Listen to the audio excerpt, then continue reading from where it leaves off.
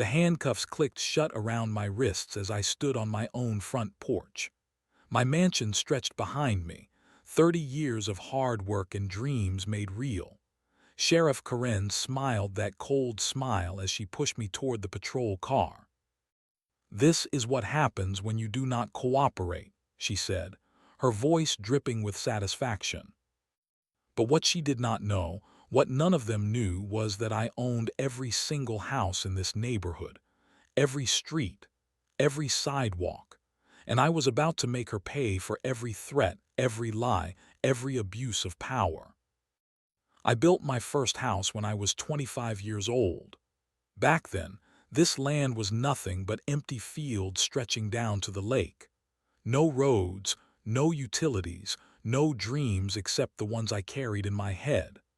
I scraped together every dollar I had, took out loans that terrified me, and poured concrete with my own hands. That first house sold to a young couple with twin Bobbies. They were so grateful to find something beautiful and affordable. I watched them move in, saw the joy on their faces, and I knew I had found my calling. Over the next 3 decades, I transformed those empty fields into paradise lakes, the most sought-after neighborhood in the county. House by house, street by street, I built a community. I installed the water systems, designed the landscaping, created the homeowners association. Every family that moved in was carefully chosen. Good people, hardworking people, people who would respect what we were building together. My own mansion sat at the heart of it all, overlooking the pristine lake that gave our neighborhood its name.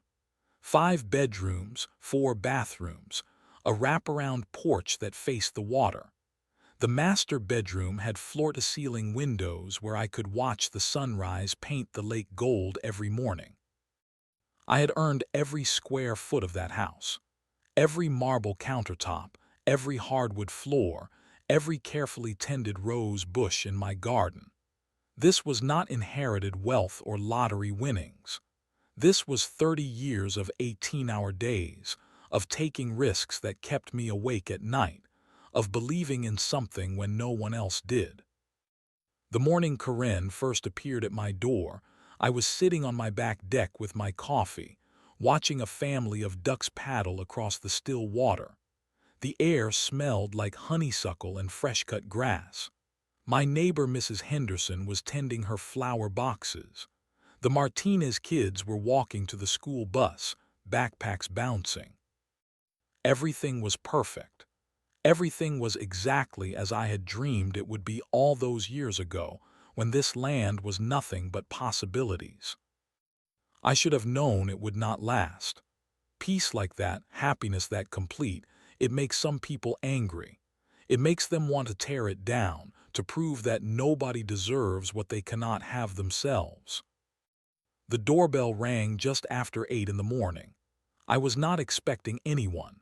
Delivery trucks knew to use the service entrance. My housekeeper did not come until noon on Tuesdays. I set down my coffee cup and walked through the house, my footsteps echoing in the spacious hallway. Through the frosted glass of my front door, I could see a uniform. My heart did not skip a beat then. I had nothing to hide, nothing to fear. I opened the door with a smile, ready to help with whatever small matter had brought law enforcement to my neighborhood. That was my first mistake. I should have known that some people see kindness as weakness, see success as a personal insult. The woman standing on my porch wore a sheriff's uniform that looked like it had been pressed that morning. Her badge gleamed in the sunlight. Her hand rested on her hip, just above her service weapon. She was not tall, but she carried herself like someone who expected the world to step aside. "You must be the homeowner," she said without introducing herself. Her tone was not friendly. There was no courtesy, no acknowledgement that she was standing uninvited on my private property. She looked past me into my house like she was already making plans for it. "I am Sheriff Karen Martinez," she said, though I had not asked. "We need to talk about your property situation." Property situation. The words felt strange. I had owned this land for 30 years. My deed was recorded at the courthouse. My taxes were paid. My permits were current. What situation could there possibly be? "Please come in," I said, stepping back from the door. "How can I help you?" She walked into my foyer without wiping her boots. Her eyes swept across my crystal chandelier, my imported marble floors, my original oil paintings. Everything about her expression said she found it excessive, undeserved. "Nice place," she said, but it did not sound like a compliment. "Must have cost a fortune." "I worked very hard for it," I replied, leading her toward the living room. "Would you like some coffee? I just made a fresh pot." "This is not a social call." She remained standing even after I gestured toward the sofas. "I am here about the lake access issue." Lake access issue, another phrase that made no sense. The lake was private property, part of my original land purchase. The neighborhood association had access through the community dock I had built and maintained. There was no issue. "I am not sure what you mean," I said carefully. Her jaw tightened. "Do not play dumb with me. You know exactly what I mean. That lake belongs to the public. You cannot just block people from using it." "Actually, I can," I said, keeping my voice calm and polite. "The lake is private property. It is part of my original land purchase. The deed clearly shows." "I do not care what your deed shows." Her voice rose sharply. "There are families in this county who have been fishing that lake for generations. You cannot just come in here with your fancy house and cut them off." This was not true. The lake had been empty farmland when I bought it. I had the historical surveys to prove it. But something in her tone warned me not to argue the facts. She was not here for facts. "Sheriff, I think there might be some confusion," I said. "If you would like to see the property records." "There is no confusion." She took a step closer to me, using her height and uniform to intimidate. "Here is what is going to happen. You are going to tear down this house and restore public access to that waterfront." The words hit me like a physical blow. Tear down my house, my home, the culmination of my life's work. "That is absolutely not going to happen," I said, my politeness finally cracking. Her smile was sharp and cold. "Oh, but it is. See, I have been reviewing your property files. Amazing how many code violations a thorough inspection can turn up. Fire safety issues, environmental concerns, structural problems that could pose a danger to the community." "There are no violations," I said. "This house was built to exceed all codes. I have certificates for everything." "Certificates can expire. Codes can change. Inspectors can find problems that were missed the first time." She was enjoying this, I realized. The threat, the fear in my eyes, the power she held over me. "It would be such a shame if your beautiful home was condemned as unsafe." My hands were shaking. I clasped them behind my back so she would not see. "You cannot do this," I whispered. "I can do whatever I want," she said. "I am the sheriff. This is my county, and I am telling you that this house is a problem that needs to be solved." She walked to my living room window, the one that looked out over the lake. Prime waterfront property like this should not be wasted on one person. Think of all the families who could enjoy this view. Families do enjoy it. The homeowners in this neighborhood, the community I built. "Your community," she laughed, and it was an ugly sound. "Your private little kingdom where only the right sort of people get to live. That is going to change." She turned back to me, and I saw something in her eyes that chilled me to the bone. This was not about lake access or public good. This was personal. This was about taking something beautiful and destroying it because she could not have it herself. "You have 30 days," she said. 30 days to figure out how you are going to comply with my recommendations. After that, I start finding violations. And trust me, I will find plenty. She walked toward my front door, her boots loud on my marble floors. Have a nice day, she said as she left. I stood in my living room for a long time after she was gone, staring out at the lake that had brought me so much peace. The water was still beautiful, still perfect, but something had changed forever. War had been declared on my doorstep. The deputies started showing up the very next morning. I was having my coffee on the back deck when I heard the crunch of gravel in my driveway. 2 patrol cars parked at my front gate. 4 officers climbed out, clipboards in hand, cameras around their necks. We are here for the routine property inspection, one of them announced when I answered the door. Routine property inspection. There was no such thing. I had owned property for 30 years and never once had law enforcement conducted a routine inspection. Do you have a warrant? I asked. We do not need a warrant for a voluntary compliance check, the deputy replied. He was young, maybe 25, and he would not meet my eyes.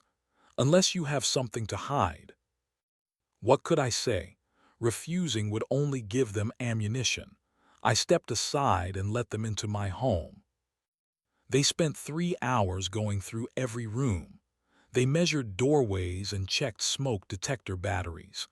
They photographed my electrical outlets and tested my water pressure. They crawled into my attic and poked around my basement. They found nothing wrong because there was nothing wrong to find. We will be back next week, the lead deputy said as they left. Regular follow-ups are part of the process. Process? What process? But I was beginning to understand that asking questions only made things worse. The next day, they stopped my landscaper at the gate. Miguel had been maintaining my grounds for 15 years. He knew every bush, every flower bed, every sprinkler head. But the deputies treated him like a criminal. What is your business here? They demanded, even though his truck clearly said Martinez Landscaping on the side. I work for Mr. Williams, Miguel said in his careful English. I take care of his garden. Not today, you do not. This property is under investigation. Miguel called me from his truck, confused and upset. Mr. Williams, they say I cannot work today. They say maybe I never work here again. Do not worry, Miguel, I told him. I will sort this out. But I could not sort it out. When I called the sheriff's department, I was transferred from person to person until finally someone told me that all contractor access to my property was suspended pending completion of the investigation. What investigation? I asked. I cannot discuss ongoing investigations with civilians, came the reply. My housekeeper was next.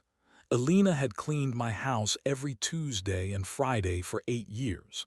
She was a grandmother, a churchgoer, a woman who took pride in her work. The deputies made her stand in my driveway for 20 minutes while they called in her identification number and ran background checks. I am sorry, Mr. Williams, she said afterward, tears in her eyes. I cannot keep coming here.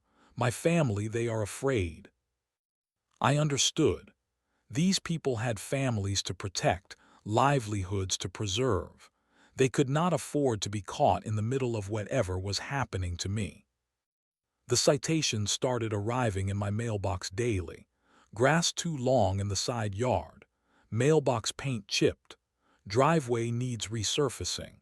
Tree branch hanging too close to the power line.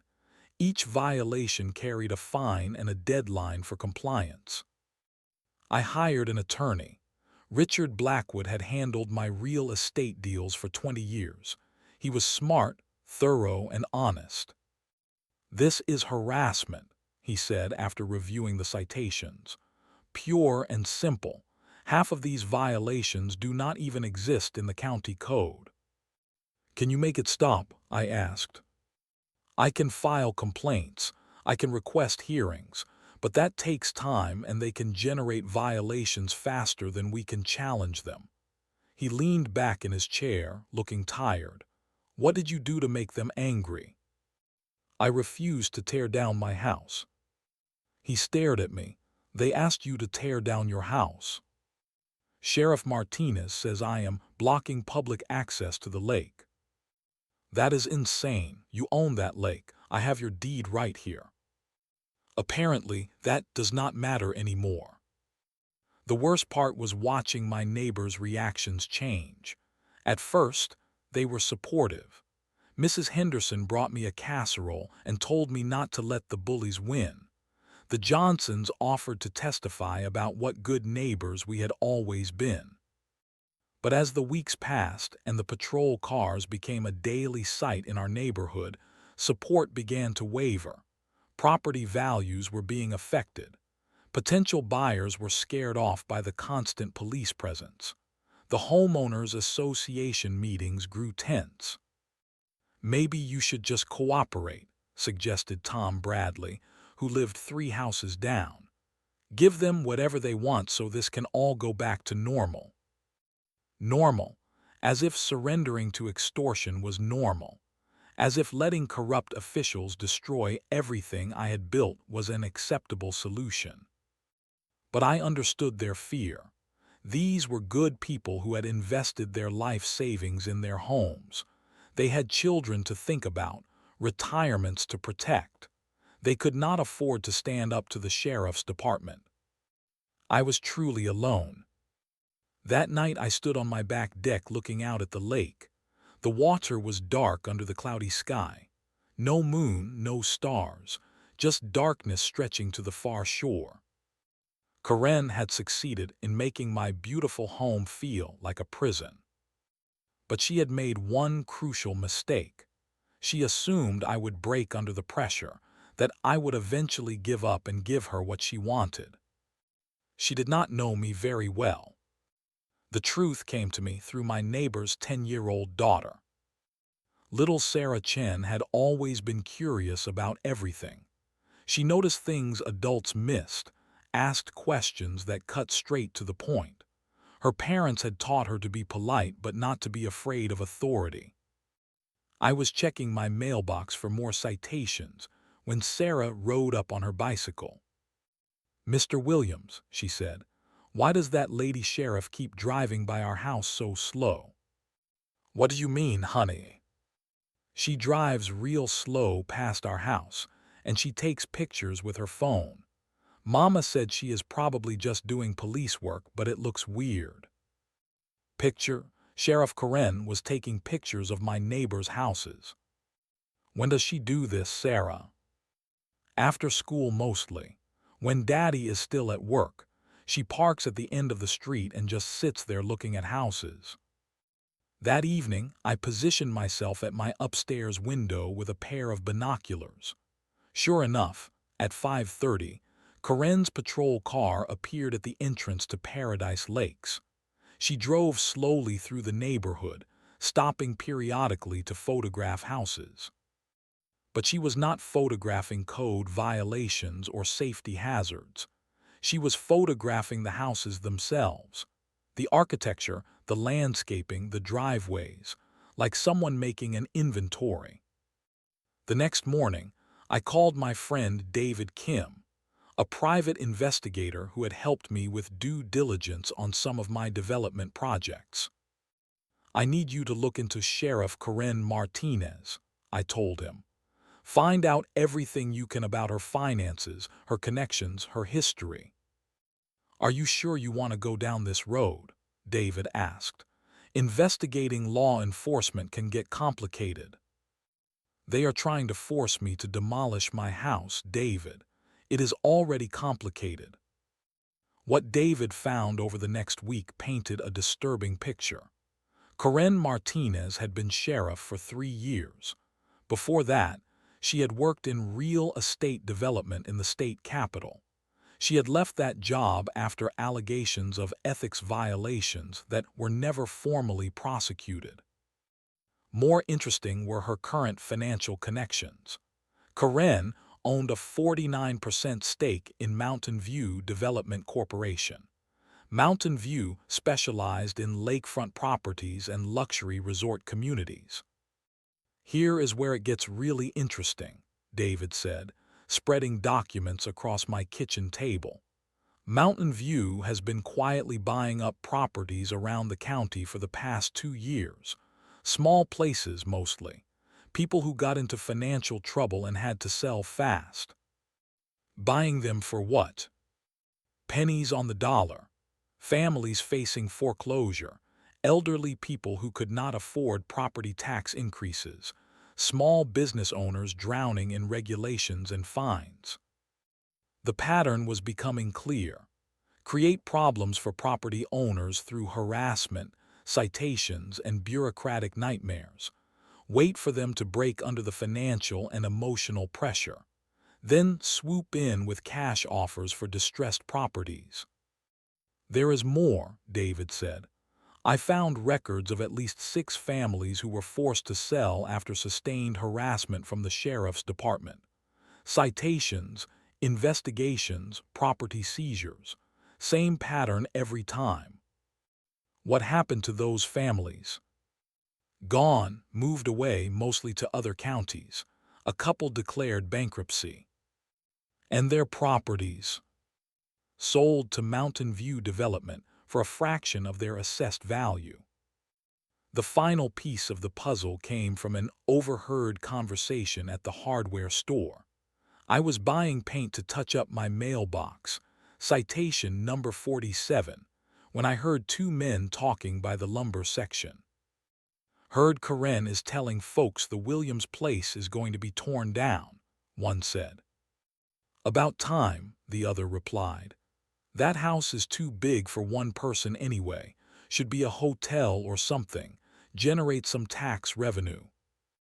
I moved closer, pretending to examine paint brushes. "She says once Williams sells, Mountain View is going to put in a proper resort. Swimming pools, restaurants, boat rentals. Bring some jobs to the area." "Williams is selling." "That is what Corinne says. Says he is tired of all the legal troubles and wants to move somewhere quieter." My blood ran cold. Corinne was not just harassing me into submission. She was already telling people I was defeated, already making plans for my property, already spending money I had not agreed to take. That night I called David back. "I need everything you can find on Mountain View Development. Financial records, development plans, property acquisitions. Everything. This is going to take some serious digging." "Then dig, because I think we are about to expose the biggest corruption scandal this county has ever seen." For the first time in weeks, I felt something other than fear and frustration. I felt hope. David worked fast. Within a week, he had assembled a portfolio that read like a manual for systematic corruption. Mountain View Development had acquired over 200 properties in the past 3 years, always at below-market prices, always from families facing legal or financial pressure. The pattern was identical in every case: harassment from local authorities, manufactured violations, escalating fines, and finally forced sales to avoid bankruptcy or prosecution. "Look at this timeline," David said, pointing to a chart he had created. "The Rodriguez family owned a small farm on Lake Patterson. In January, they got cited for environmental violations. In February, their well was declared contaminated. In March, they were facing $50,000 in fines and remediation costs. In April, they sold to Mountain View for 1/10 of the property's actual value." What happened to the environmental violations after the sale? Disappeared. Mountain View never had to pay for any remediation. The well was suddenly clean again. The same story repeated over and over. The Chen family bakery, cited for health code violations that were never found during subsequent state inspections. The Williams Auto Repair Shop, no relation to me, shut down for zoning violations that had been ignored for 20 years until Mountain View expressed interest in the property.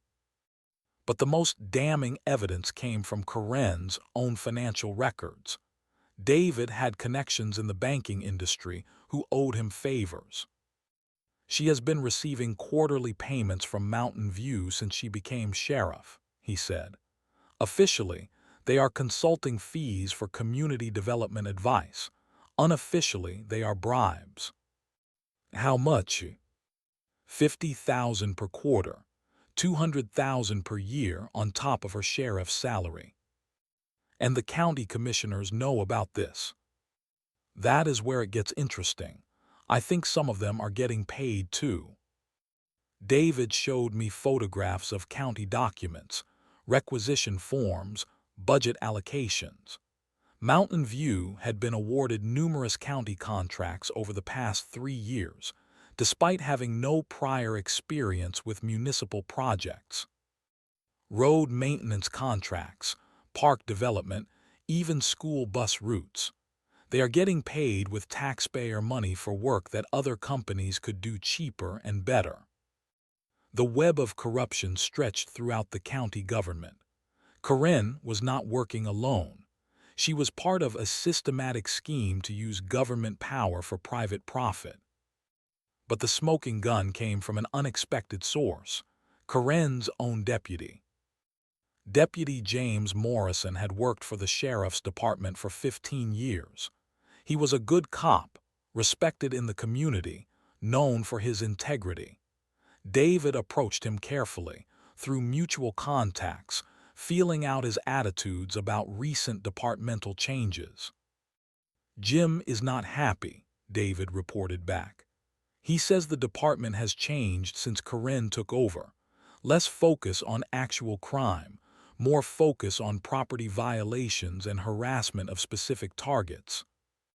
Will he talk to us officially? He is scared for his job, but he is also disgusted by what he is seeing. I think he might be willing to provide evidence if we can guarantee his protection. The meeting took place at a diner 40 miles outside the county, late at night. Morrison looked exhausted, like a man who had not been sleeping well. I became a cop to help people, he said, not to be a bagman for crooked politicians. He confirmed everything we had suspected and more. Karen had a list of target properties that she wanted acquired for Mountain View. My house was at the top of the list, but there were dozens of others. She calls it community improvement, Morrison said bitterly, but it is just theft with badges. He had been keeping records, documenting the harassment campaigns, recording conversations where Karen explicitly connected enforcement actions to development deals. Why are you telling us this? I asked. Because it is wrong, and because if someone does not stop her, she is going to destroy this whole county. He handed me a flash drive. Everything is on there.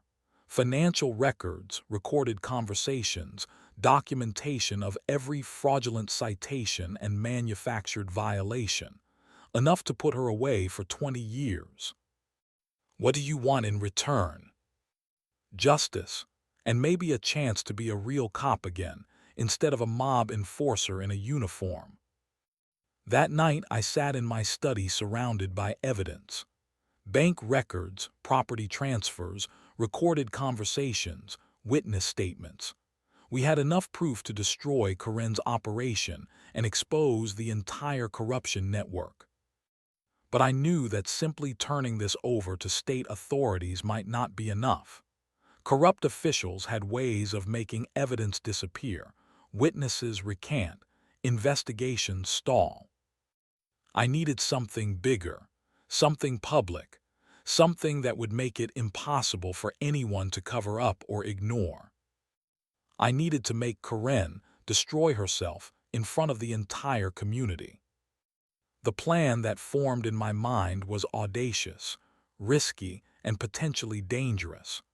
But it was also the only way to ensure that justice would not just be done, but be seen to be done. It was time to set the trap. The Paradise Lakes Community Development Forum was my idea, but I made it look like everyone else's. I started by having quiet conversations with my neighbors, planting seeds of concern about the future of our community. Property values were dropping because of all the police activity. Potential buyers were staying away. Our peaceful neighborhood was getting a reputation as a troubled area. Maybe we should have a community meeting, I suggested to Mrs. Henderson. Get everyone together to discuss how we can restore our neighborhood's reputation. That is a wonderful idea, she said. We could invite county officials, maybe get some assurances that the problems are being resolved. Perfect. I let Mrs. Henderson organize the meeting, let her send out the invitations, let her contact the media. I stayed in the background, just another concerned resident who wanted what was best for the community. The meeting was scheduled for Saturday evening at the Paradise Lakes Clubhouse. Mrs. Henderson sent invitations to every household in the neighborhood, to the county commissioners, to the local newspaper, and of course, to Sheriff Martinez. Sheriff Martinez specifically asked to be included, Mrs. Henderson told me. She wants to address the community's concerns directly. Of course she did. Karen saw this as an opportunity to consolidate her victory, to present herself as the reasonable public servant who had successfully dealt with a difficult property owner. I spent the week before the meeting making my own preparations. David helped me organize the evidence into a comprehensive presentation. We made copies of everything, stored backups in multiple locations, prepared a timeline that even a child could follow. Deputy Morrison agreed to attend the meeting, ostensibly as Karen's backup but actually as our insurance policy. If Karen tried to silence me or shut down the presentation, Morrison would step forward with his badge and his testimony. "Are you sure about this?" David asked the night before the meeting. "Once you start this, there is no going back. She will come after you with everything she has." "She is already coming after me with everything she has," I replied.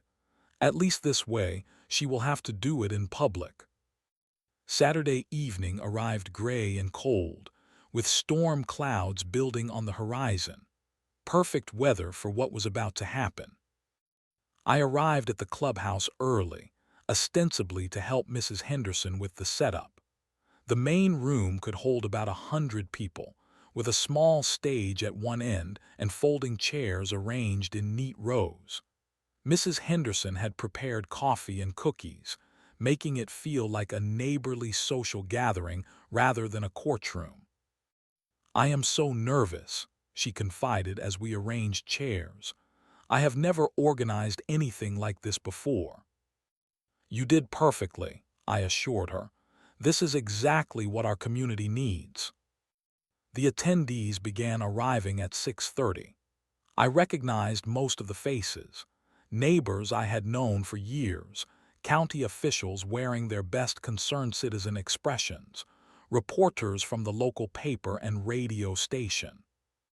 Karen arrived at exactly 7 o'clock, accompanied by 2 deputies. She wore her dress uniform, all brass buttons and authority. She worked the room like a politician, shaking hands, making small talk, positioning herself as the protector of community values. "Mr. Williams," she said when she reached me. Her smile was sharp as broken glass. "I am surprised to see you here. I thought you preferred to keep to yourself." "I care about this community, Sheriff. I helped build it." "Yes, you did. And now it is time to let others help improve it." County Commissioner Robert Hayes called the meeting to order at 7:15.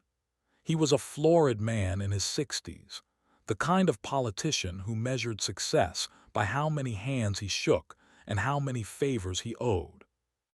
We are here tonight to discuss concerns about recent law enforcement activity in the Paradise Lakes neighborhood, he announced. Sheriff Martinez has asked to address these concerns directly. Karen took the microphone like she was born to hold it.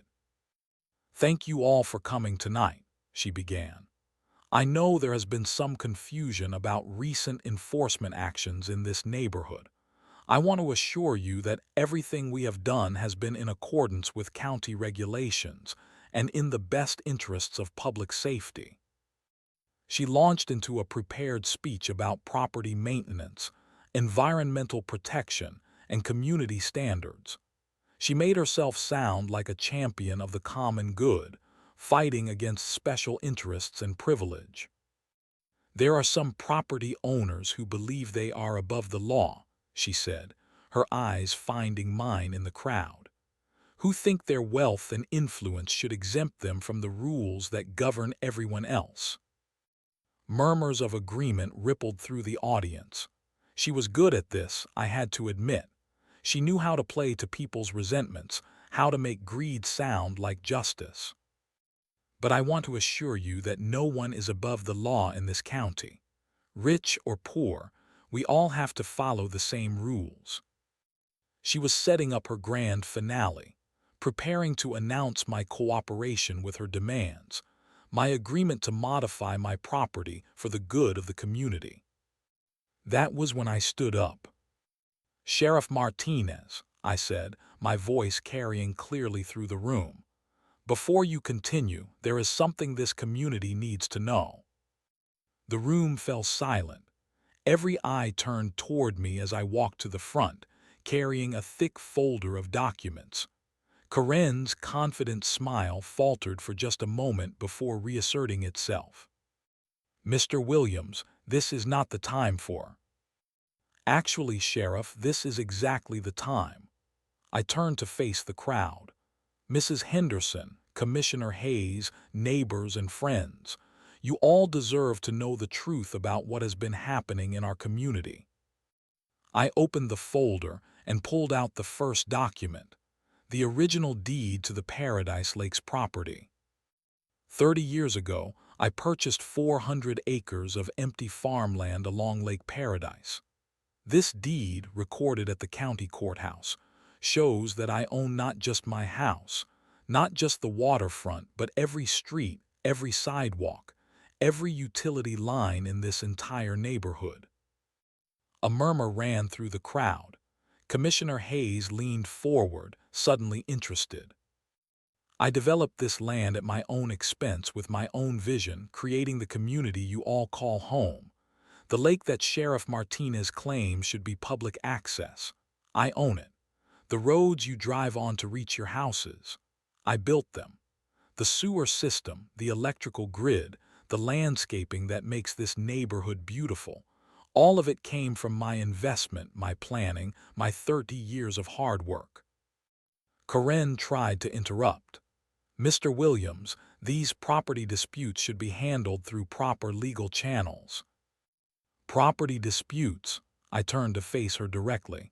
Is that what you call extortion, Sheriff? The word hung in the air like a thunderclap.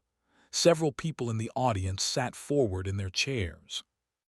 That is a serious accusation, Commissioner Hayes said carefully. Yes, it is, and I have serious evidence to back it up.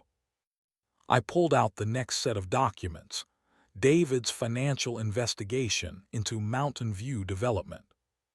For the past 3 years, Sheriff Martinez has been receiving quarterly payments of $50,000 from Mountain View Development Corporation. Officially, these are listed as consulting fees. Unofficially, they are bribes paid to use the sheriff's department as a private enforcement agency. Karen's face had gone pale. Those are legitimate business relationships. Legitimate business relationships do not require harassing innocent families until they are forced to sell their homes below market value. I began reading names from David's list. The Rodriguez family, the Chen Bakery, Williams awed repair. One by one, I detailed how each family had been systematically harassed, cited for violations that did not exist, and ultimately forced to sell their property to Mountain View at a fraction of its value. Every family that refused to cooperate faced the same treatment I have been receiving: daily inspections, frivolous citations, harassment of employees and contractors, intimidation tactics designed to make their lives unbearable until they had no choice but to surrender. The room was completely silent now. Even the reporters had stopped taking notes and were just staring. But the most damning evidence comes from Sheriff Martinez's own department. I nodded toward the back of the room, where Deputy Morrison stood near the door. He walked forward, his face grim but determined. Deputy Morrison has been documenting the sheriff's abuse of power for months. Jim, would you please tell these people what you told me? Morrison cleared his throat. Sheriff Martinez maintains a target list of properties that Mountain View Development wants to acquire. She assigns deputies to conduct harassment campaigns against the owners of these properties, using county resources and law enforcement authority to benefit her private business interests. Karen finally found her voice. That is completely false. Deputy Morrison is facing disciplinary action for insubordination. His testimony is not reliable. Then perhaps you would like to explain these recorded conversations. I nodded to David, who was operating a laptop connected to the clubhouse's sound system. Karen's voice filled the room, clear and unmistakable. I do not care what the code actually says. Find violations, write citations, make their lives hell until they agree to sell. Another recording. Mountain View is offering $300,000 for the Williams property. Once we get him out, they will put in a resort that will generate 10 times that much in county revenue. And another. The beauty of this system is that we look like the good guys, public servants protecting community standards. Nobody questions law enforcement. The silence in the room was deafening. Karen looked around desperately, seeking support, finding only shocked faces and disgusted expressions. This is entrapment, she said weakly. Illegal recordings taken without consent. Actually, Sheriff, these recordings were made by your own deputy during official meetings. They are completely admissible as evidence of corruption. Commissioner Hayes had found his voice. Sheriff Martinez, I think you should probably contact an attorney. I already have, said a new voice from the back of the room. Special Agent Sarah Collins of the State Bureau of Investigation walked down the center aisle, flanked by 2 other agents. The crowd parted before them like the Red Sea. Sheriff Karen Martinez, you are under arrest for conspiracy, extortion, abuse of office, and racketeering. As the handcuffs clicked around Karen's wrists, just as they had around mine in that opening scene that felt like a lifetime ago, she looked at me with pure hatred. You have no idea what you have done, she hissed. You have no idea who you are messing with. Actually, Sheriff, I replied calmly, I know exactly what I have done. I have given my community back its peace. The agents led her out of the clubhouse in silence. Through the windows, we could see the red and blue lights of state police vehicles surrounding the building. It was over,